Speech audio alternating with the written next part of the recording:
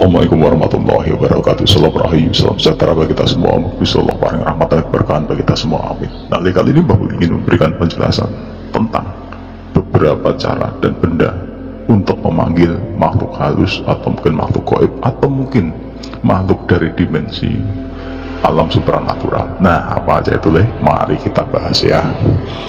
Pertama, yang namanya makhluk halus sendiri adalah makhluk dari dimensi di atas kita, atau mungkin dimensi supranatural, atau mungkin dimensi metafisik ya.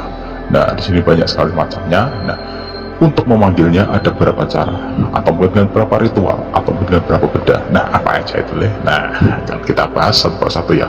Pertama adalah dupa leh.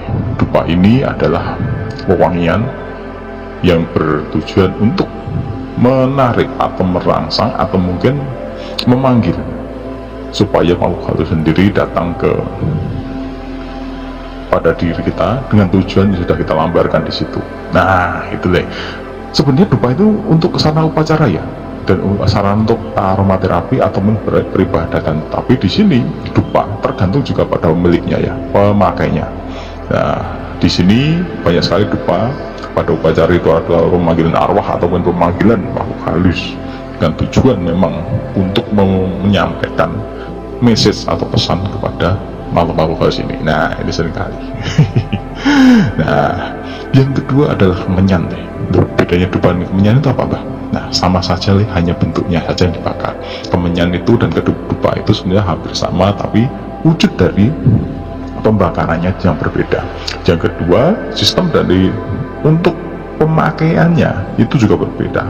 Kalau orang sekarang bilang aplikasinya berbeda. Nah, kemenyan ini biasanya dipakai oleh orang-orang zaman dulu untuk menyampaikan doa yang sifatnya adalah dari nada-nada atau mungkin ritual-ritual dari kedaerahan. Tapi intinya sebenarnya sama, menyampaikan doa ya sebenarnya. Tetapi beberapa tempat digunakan untuk media memanggil makhluk-makhluk halus. Ya, ini deh. Yang ketiga adalah sesajen. Sesajen ini macam-macam deh. Sesajen ini sebenarnya kan ada bunga, ada apa, ada minyak. Nah, sebenarnya sama saja. Sesajen ini adalah biasanya yang sering dipakai adalah beberapa ritual bunga deh. Bunga ini ada sifat-sifatnya. Karena bunga itu halus, ketika disajikan di tempat, maka beberapa makhluk halus akan datang dan akan menyatu, istilahnya makan ya. Nah, itu deh seperti cawasan dahar itu. Nah, itu.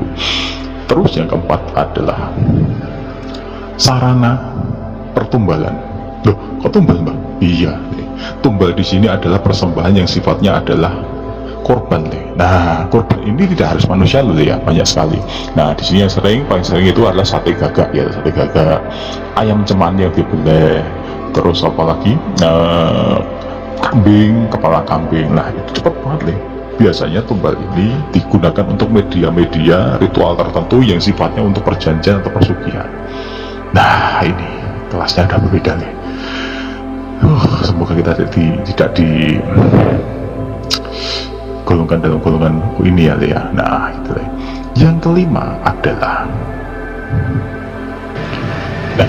ini adalah kidung, kekidungan atau mungkin dalam ini adalah mantra atau syair. Nah, kekidungan ini atau mantra, nah, ini sebenarnya hampir sama, tetapi bedanya adalah kekidungan ini lebih ke hal pepujian yang membangkitkan aura mistis untuk memanggil atau mungkin membuka gerbang atau portal ke dimensi alam gaib.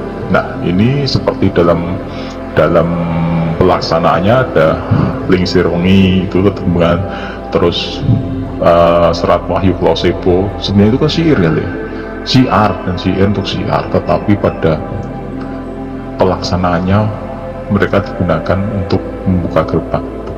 Nah, terlepas itu tidak salah atau tidak, wallahu alam, Mbah tidak ingin membahas tentang itu, tetapi banyak sekali digunakan di situ. Seperti halnya lir-lir itu juga sama. Nah, wallahu alam, padahal itu sebenarnya maknanya adalah syiar. Nah, ya, yang keenam ini adalah jenis tetabuhan. Tetabuhan ini ya, seperti hanya gamelan atau mungkin alat-alat musik seperti lonceng ya, lonceng atau mungkin media yang digunakan yang menimbulkan bunyi untuk memanggil. Nah, ini banyak sekali Le, seperti hanya bejana yang digunakan untuk hujan itu ya. Terus bel kelintingan, terus beberapa gamelan itu bisa digunakan untuk memanggil atau membuka gerbang ataupun portal ke dimensi alam gaib. Nah, sering sekali ketika kita membunyikan sesuatu, seumpama membunyikan bel atau mungkin membunyikan kentongan. Nah, di beberapa tempat itu tabu Le, karena ketika bel atau mungkin kentongan atau mungkin bunyian tertentu atau mungkin siulan Le, itu akan membuka atau mungkin mengundang beberapa makhluk dari dimensi ke-6 atau mungkin dimensi-dimensi dari dimensi gaib yang ada untuk datang.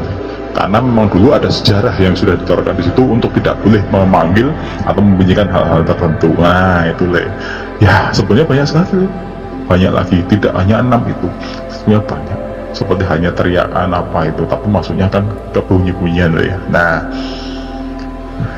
di negara kita ini, terutama di Jawa atau di beberapa tempat yang masih memegang adat, beberapa metode diterapkan untuk memanggil ataupun membuka yang namanya gerbang menuju pintu makhluk halus dengan tujuan mereka sendiri. Wallahu alam, tujuan kembali kepada diri mereka sendiri, dan kita tahu seperti hanya Jailangkung ya, kita contoh main Jailangkung itu. Jailangkung itu dipanggil, sebenarnya kan dipanggil arwah leluhur ya di situ, tetapi kita tidak tahu yang masuk itu siapa. Ya dengan sana ritual, doa, pujian, ada uangnya, ada persembahan, apapun bisa masuk. Wah, karena jumlahnya banyak dan pemainnya juga banyak, wah itu seperti jarandor itu ya, terus jadil itu sama aja. Wallahu alam. Tetapi pada hakikatnya untuk memanggil itu dengan minimal ada 6 sarana itu. Nah, apa satu ini boleh atau tidak, wallahu alam. Mbah tidak akan membahas tentang itu karena semua keyakinan berada pada diri kita sendiri. Yang pasti kita selalu berlindung kepada Gusti Allah, Pangeran Agar Jagat, pemilik semua makhluk, pencipta semua makhluk, dan pengatur alam semesta ini, agar kita terlindung dari apa yang namanya gangguan-gangguan dari yang namanya unsur-unsur gaib dan para makhluk yang ada di dalamnya. Gitu dulu ya Le ya. Kita sambung lagi nanti. Wassalamualaikum warahmatullahi wabarakatuh.